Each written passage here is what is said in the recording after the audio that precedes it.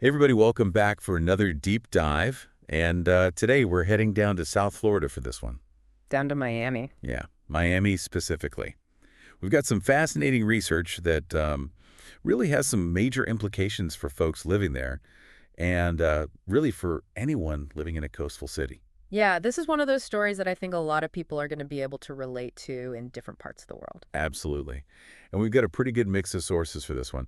We've got a research paper coming straight out of the University of Miami. Uh-huh. They did a really in-depth study on this. Yeah. We've also got some news articles covering it from the Miami New Times. Okay. NPR, even Motor One chimed in on this. Interesting. But the big takeaway from all of these sources is that high-rises in South Florida, Miami in particular, are sinking Into the ground. into the ground. Yeah. And that's what we're going to be taking a closer look at today.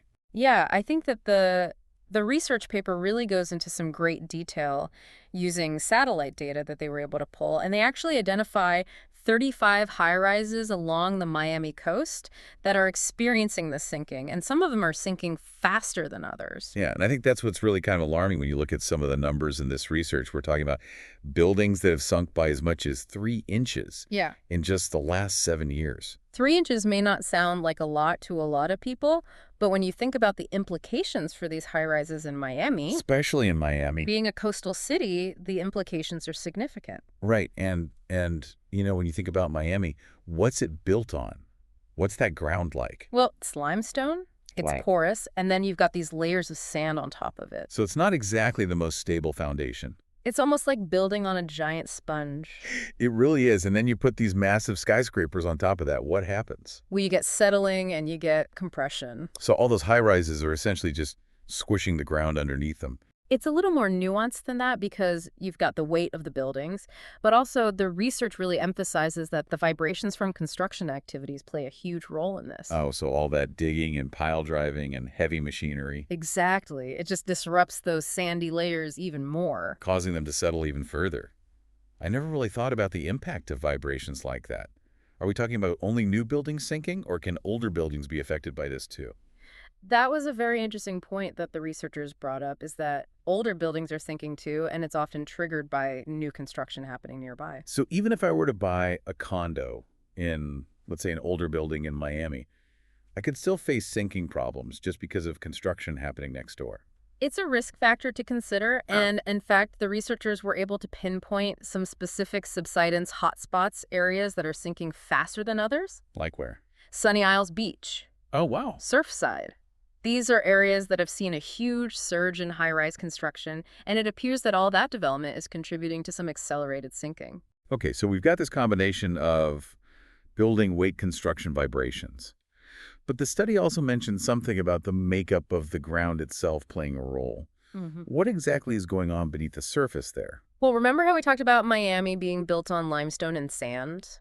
The way that those layers are structured is actually a key factor in all of this, and the study found that this subsidence is, at least in part, due to something called creep deformation. Creep deformation. Creep deformation, and that's basically a fancy way of saying that those sand layers are shifting and settling over time because of the weight and the vibrations. It sounds a little ominous. It is a bit ominous. It's like the slow-motion avalanche happening underground. Wow. It's gradual, but it can have some serious consequences when you have these huge structures sitting on top. So even though it's a slow process, it's still causing problems. Right. Think about it this way. If a building sinks uniformly, the entire structure settles at the same rate. That may not be a huge issue. Modern high-rises are designed to withstand some degree of settling. But when different parts of a building sink at different rates, That's when the trouble starts. that's when you start to see real problems. Like what kind of problems? We've all seen that wonky table analogy, right? If one leg is shorter than the others, the whole thing becomes unstable. So are we talking about just cosmetic damage here, or could this sinking actually lead to structural issues for these buildings? It's a lot more than just cosmetic. It can lead to some very serious structural problems. And remember, this is happening gradually, so it's not always immediately obvious. But over time, these uneven settling patterns put tremendous stress on a building's structure. So, like, what kind of things are we talking about here? You could start to see cracks in the walls, cracks in the foundations. Oh, wow. Doors and windows might not align properly. Plumbing and electrical systems can be affected. So it's not something to be taken lightly. It's like a slow-burning fuse. The longer it goes on, the greater the potential for some serious damage. And we're going to be taking a much closer look at those potential consequences and what can be done to mitigate those risks when we come back in part 2 of our deep dive. Welcome back to our deep dive, looking into these sinking high-rises in South Florida. Before the break, we were talking about how this gradual subsidence can lead to some pretty significant structural damage to those buildings. Yeah, and it seems like such a massive problem. I mean, these buildings are huge, and the ground beneath them is literally shifting. Yeah. Is there anything that can be done to fix this, or is it just a matter of time before they all start to crumble? It's a complex problem for sure, but Yeah. engineers have developed a few different techniques to help mitigate the subsidence and try to stabilize these structures. Okay, so like what? What are we talking about here? Well, one approach is to strengthen the ground itself through a process called grouting. Grouting. Hmm. Is that like what they use to fill in the gaps between tiles? Yeah, it's a similar concept, but on a much larger scale. In this case, it involves injecting a special mixture, usually a combination of cement, sand, and other materials, into the ground beneath the building. So you're basically filling in the gaps and creating a more solid base. Exactly. The grout mixture fills in those voids and binds the soil particles together, which creates a much stronger and more stable foundation for the structure to sit on. So it's kind of like giving the ground a shot of super strength serum. That's a good way to put it. Yeah. You're basically strengthening that sponge that Miami is built on, making it more resistant to compression and that settling. Okay, that makes sense. But what about buildings that are already sinking? Can grouting help those, or is it more of a preventative measure for new construction? Grouting can actually be used in both scenarios. You can use it preventatively, but it can also be used as a remedial measure to help stabilize buildings that are already experiencing some sinking. So in some cases, they can actually lift the building back up a bit. In some cases, yes. It's not always possible, but sometimes they can use grouting to bring the building back closer to its original level. Wow, that's pretty incredible. Yeah. So are there any other techniques that they use to try and stabilize these buildings besides grouting? Yeah. Another common approach is to install some type of underground supports, things like piles or piers. Piles or piers? Yeah.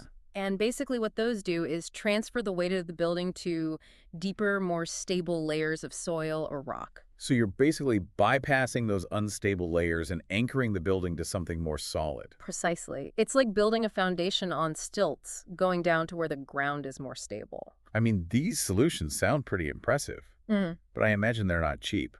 Who's responsible for covering the costs of all of this? Well, that's where things can get a little bit tricky. Typically, the responsibility falls on the building owners. And in the case of condos, that means the condo association. Right, which means those condo owners could be looking at some pretty hefty assessments to cover the cost of these repairs. Yeah, I bet that makes buying a condo in Miami a little less appealing for some folks. It's definitely a factor to consider. And this whole situation has certainly caught the attention of insurance companies as well. I can imagine. They Right. must be reevaluating their risk assessments for these coastal properties. Absolutely. They're taking note of the subsidence risks, and I think it's likely that we're going to see some changes in insurance policies and premiums in the coming years as they try to adjust to this emerging issue. Okay, so we've talked about solutions for existing buildings, but what about preventing this from happening in the first place? Is there anything that can be done during the construction phase to minimize these subsidence risks? Yeah, and that's a really crucial point. The researchers highlight this in their paper. They're recommending that future building codes should really take into account the potential for subsidence, especially in those high-risk areas we talked about earlier. So that could mean stricter requirements for foundation designs, or even restrictions on building heights in certain areas.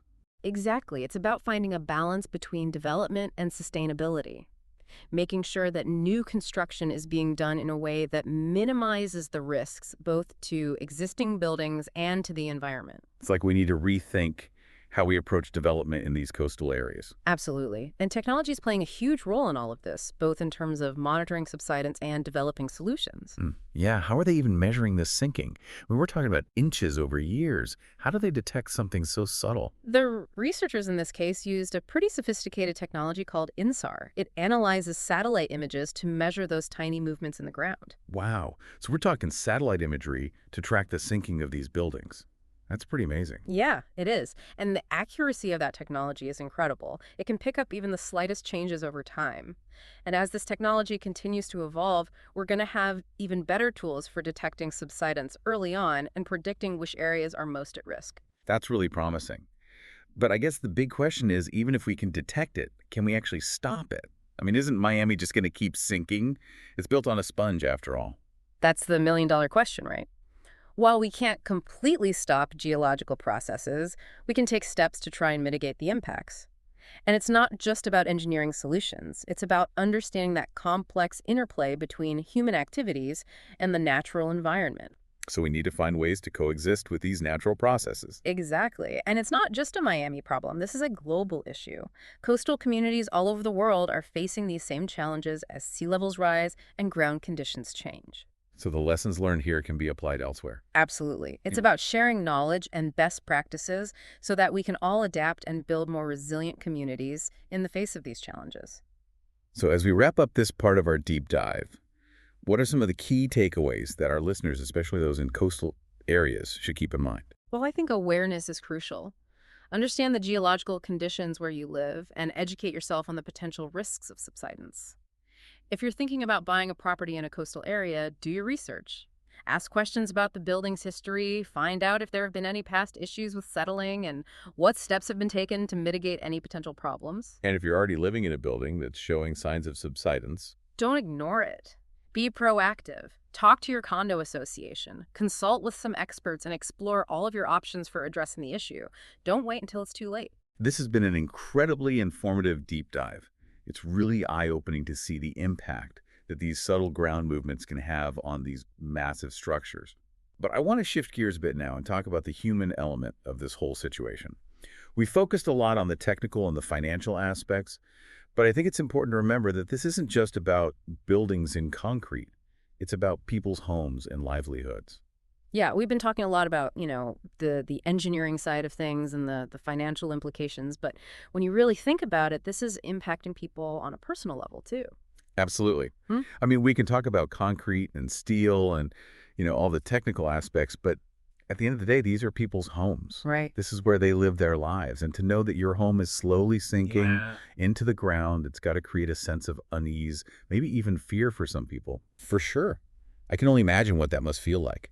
You buy a place, you think it's going to be your, safe haven, your sanctuary, and then to find out that it's slowly but surely sinking into the earth, it's got to be unsettling, to say the least. It's got to weigh on you. And then you layer on top of that the potential financial strain. I mean, if your building needs major repairs, we're talking about assessments, Uh-huh. on top of your mortgage payments, your regular living expenses. I mean, it's a lot to deal with. Yeah, it really adds up. So how do we address that human side of this problem? How do we help people feel safe in their homes when faced with this, unsettling reality? Communication, I think, is key. Transparency. Condo associations need to be upfront with residents about what's going on. They need to keep them informed, provide regular updates, explain the risks, and clearly outline the steps that they're taking to try to mitigate the problem. So it's all about building trust. It is. Yeah. And it's about giving residents a chance to voice their concerns, to ask questions, to feel heard. Right. That sense of community can be really powerful, especially during times like this. You can make a big difference. Mhm. And I think it's important to remember that this is not just a Miami problem, right? We're talking about coastal cities all over the world. All over the world facing these same challenges, rising sea levels, shifting ground conditions. It's a global issue. Right. And this research that we're looking at, it really sheds light on some of the challenges and potential solutions that can be applied in other areas as well. Absolutely. I think the lessons learned in Miami can be incredibly valuable for other coastal communities. Yeah, it's all about, being proactive, anticipating problems, learning from each other's experiences. Exactly. Sharing that knowledge and finding ways to adapt and build more resilient communities. Well, this has been an incredibly eye-opening deep dive. Okay. I always learn something new from these conversations, and this one has really given me a lot to think about. Me too. It's fascinating, isn't it? I mean, even in a place like Miami with these, seemingly strong, permanent structures, Yeah, those skyscrapers. there are these forces at work that we can't always see or control. It's a humbling reminder that we need to be aware of what's happening around us, to ask questions, to be proactive, and to, work together to find solutions. Absolutely. Well, to our listeners out there, thanks for joining us on this deep dive into sinking buildings in South Florida. It's been a really fascinating journey.